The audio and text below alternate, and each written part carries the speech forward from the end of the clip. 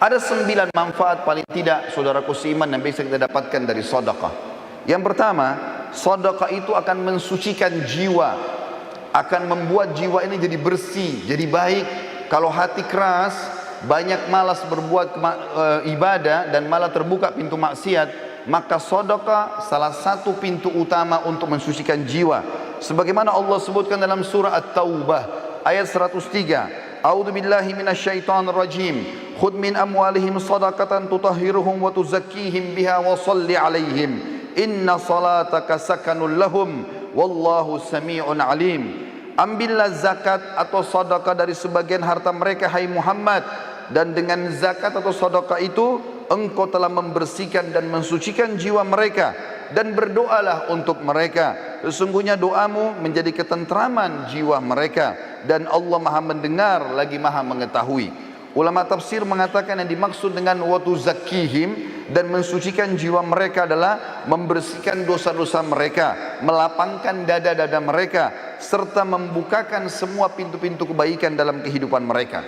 Yang kedua, sedekah adalah bentuk ketundukan kepada Sang Pencipta Allah. Allah Subhanahu wa taala menyebutkan dalam Al-Qur'an, mengingatkan kepada kita kekal ditelawakan oleh orang beriman sampai hari kiamat. Kalau sedekah yang dikeluarkan akan mendatangkan kebahagiaan, dan kalau tidak dikeluarkan justru akan jadi penyesalan pada hari kiamat. Dalam surah Ibrahim ayat 31 Allah berfirman, A'udzu billahi minasyaitonir rajim.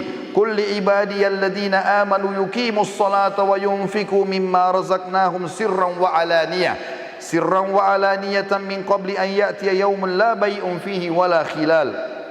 Al-ayah. Katakanlah kepada hamba-hambaku hai Muhammad yang telah beriman, hendaklah mereka mendirikan solat dan menafkahkan sebagian rezeki yang kami berikan kepada mereka, baik secara sembunyi-sembunyi atau terang-terangan, sebelum datang hari kiamat, di mana pada hari itu tidak ada lagi jual beli dan tidak ada lagi persahabatan. Juga dalam surah Al-Baqarah ayat 254 Allah berfirman, A'udzu billahi minasyaitonir rajim. Ya ayyuhalladzina amanu anfiqu mimma razaqnakum min qabli an ya'tiya yaumun la bay'un fihi wala khullatun wala syafa'ah wal kafiruna humudz zalimun.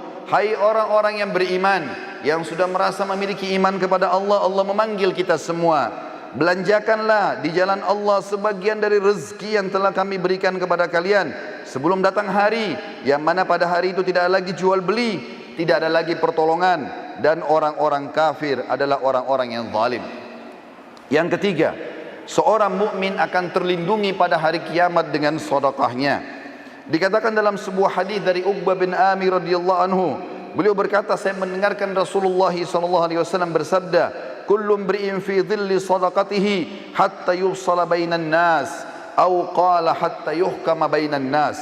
Dan hadis ini disebutkan Ibnu Khuzaimah dan dikatakan sanadnya sahih berdasarkan syarat Muslim, yang artinya adalah setiap orang nanti pada hari kiamat akan dilindungi oleh sedekahnya, di mana Allah Subhanahu wa taala sedang ditunggu untuk mengadili para hamba-hamba, atau kata Nabi SAW, hingga Allah memutuskan di antara manusia.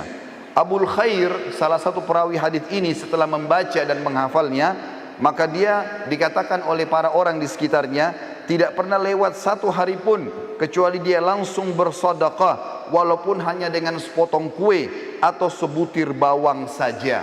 Juga dalam hadis lain diriwayatkan Bukhari Muslim, sebagaimana disebutkan hadis yang cukup panjang, ada 7 orang akan dinaungi oleh Allah pada hari kiamat. Tidak ada naungan kecuali naungan Allah. Salah satunya adalah seseorang yang bersedekah dengan tangan kanannya sampai tangan kirinya tidak mengetahui. Artinya kalau tangan kiri tidak tahu, bagaimana dengan orang lain? Dia berusaha selalu bersedekah dan mengejar rahmat Allah dari situ. Yang keempat, sedekah akan menjauhkan dari musibah, cobaan, bahkan kematian buruk. Sebagaimana dijelaskan dalam sebuah hadis diriwayatkan Tabarani dalam kitab Al-Kabir dengan sanad hasan. Kata Rasulullah sallallahu alaihi wasallam, "Sana'iul ma'rufi taqiyu masari as-su' wa sadaqatus sirri tudfi'u ghadabur rabb wa silatur rahim tazidu fil umur." Perbuatan-perbuatan baik dan kepatuhan kepada Allah akan menghindarkan diri dari pintu-pintu keburukan. Sedekah yang tersembunyi akan memadamkan amarahnya Sang Pencipta Allah dan menyambung tali silaturahim akan menambah umur. Di dalam hadis yang lain dari Anas bin Malik radhiyallahu anhu, bahwasanya Rasulullah sallallahu alaihi wasallam bersabda, "Innas shadaqata la tudfi'u ghadabur rabb wa tadfa'u an mitati su'."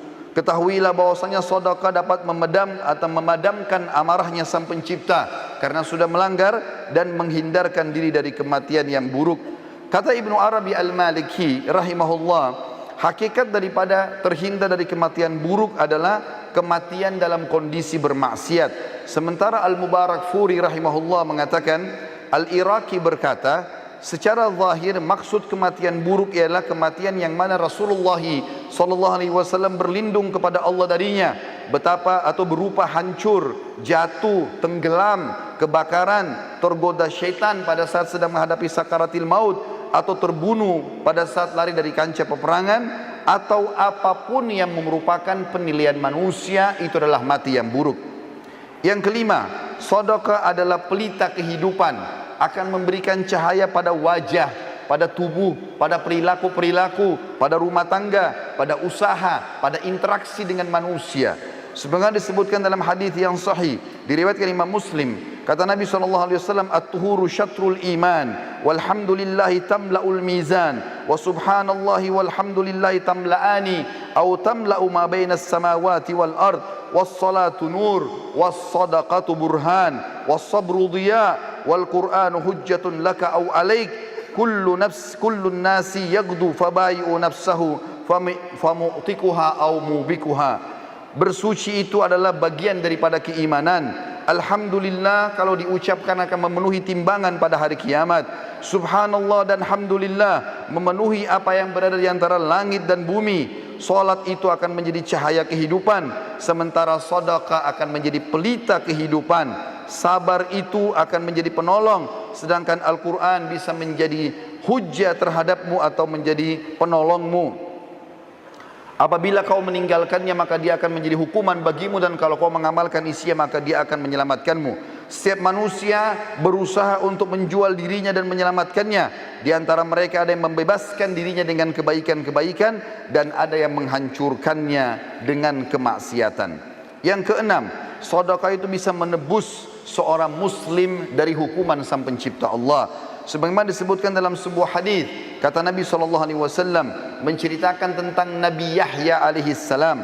Beliau pernah berkata kepada umatnya, "Wa amurukum bis sadaqah, fa inna mathala dzalika kamathali rajulin asarrahu atau asarahu al-adu, fa awthaqu yadahu ila unukihi wa qaddamuhu liyadribu unuqah, faqal ana afdihi minkum bil qalili wal kathir, fa fadha nafsahu minhum." Saya memerintahkan kalian untuk bersedekah, karena yang demikian itu seperti seseorang yang sedang ditawan oleh musuh, dan mereka mengikat erat tangannya ke lehernya dan dihadapkan untuk dipenggal lehernya. Kemudian dia pun berkata kepada orang-orang yang akan memenggalnya, "Saya menebus diriku dengan seluruh harta yang aku miliki." Akhirnya mereka pun melepaskannya. Nabi SAW telah menyerupakan seorang pemberi sedekah seperti tawanan, lalu sedekah hadir untuk membebaskan dia. Yang ketujuh, Allah akan mengembalikan apa yang dikeluarkan. Sedikit dikeluarkan maka Allah akan berikan besar. Mengeluarkan satu kali sedekah apapun sifatnya, maka pada saat itu minimal balasan Allah 10 kali lipat, bahkan bisa sampai 700 kali lipat dan kelipatan-kelipatan yang banyak.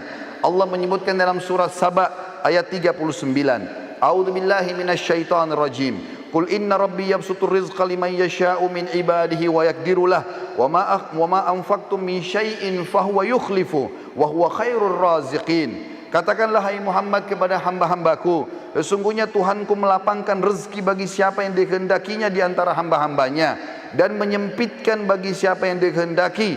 Tapi siapa yang ingin diluaskan rezekinya, maka bernafkahlah di jalan Allah, pasti Allah akan menggantikan, dan dia sebaik-baik pemberi rezeki. Di dalam sebuah hadis yang sahih riwayat Imam Muslim, kata Nabi SAW, Allah berfirman hadis qudsi, "Ya ibna Adam, unfik alaik."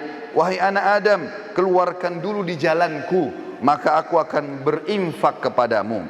Juga dalam hadis yang lain, di mana Nabi SAW menyebutkan dalam hadis Bukhari Muslim, "Ma min yaumin yusbihul ibadu fihi illa wa malakani yanzilan, fayaqulu ahaduhuma, Allahumma ati munfikan khalafa, wa yaqulul akhar Allahumma a'ti mumsikan talafa. Tidaklah suatu hari lewat kecuali Allah menurunkan malaikat dua orang. Yang satu berkata, ya Allah, berilah ganti rezeki yang luas bagi orang yang berinfak. Dan yang satu lagi mengatakan, ya Allah, berikanlah kebinasaan dan kesempitan hidup bagi orang yang kikir. Yang kedelapan, pahala sedekah tidak pernah terputus dan akan terus dipanen oleh orangnya walaupun dia sudah meninggal dunia. Sebagaimana hadis yang masyhur diriwayatkan oleh Imam Muslim, kata Nabi SAW, idza mata ibnu Adam inqata amalu illa min thalath, sadaqatin jariyah au ilmin yuntafa'u bihi aw waladin salih yad'u lah. Apabila anak Adam meninggal dunia maka terputus segala sumber pahalanya kecuali dari tiga, sedekah jariyah. Berapa banyak teman-teman sekalian celengan masjid yang lewat depan kita yang sudah jelas-jelas dipakai untuk aktivitas kebaikan, tapi kita sia-siakan, bahkan kita berusaha untuk mencari uang yang paling kecil, padahal itu akan menjadi amal jariah buat kita. Mungkin untuk pembangunan, tempat kamar mandi, atau mungkin biaya untuk kegiatan-kegiatan agama. Berapa banyak yang kita bisa dapatkan, tapi orang sering melewatkan kotak-kotak amal tanpa memberikan sedekah. Berapa banyak orang miskin yang sudah minta depan matanya, maka syaitan membisikkan sambil mengatakan orang itu masih kuat, mungkin anak pinjaman atau apalah bahasa syaitan, dan dia masih bisa bernegosiasi dengan syaitan sehingga buku amalnya kosong dari sedekah pada hari itu. Padahal jelas-jelas itu akan menjadi penyebab bergulirnya pahala setelah dia meninggal. Atau ilmu yang bermanfaat, kata Nabi SAW, atau anak saleh yang mendoakan dia. Dan yang terakhir saudaraku seiman, yang kesembilan adalah sedekah akan menghapuskan dosa-dosa. Sebagaimana disebutkan dari Muadz bin Jabal radhiyallahu anhu, bahwasanya Nabi SAW bersabda dalam hadis sahih riwayat Tirmidzi, as-sadaqatu tudfi'ul khati'ah kama yudfi'ul ma'un nar. Ketahuilah sedekah akan menghapus kesalahan sebagaimana air memadamkan api. Nabi SAW adalah orang yang paling gemar bersedekah. Bahkan dalam riwayat dijelaskan kalau Nabi SAW tidak pernah menolak siapapun yang minta kepada beliau. Dari Jabir bin Abdullah radhiyallahu anhu beliau berkata, "Ma su'ila Rasulullah SAW syai'an qad faqala la." Tidak pernah Rasulullah SAW dimintai sesuatu lalu dia mengatakan tidak.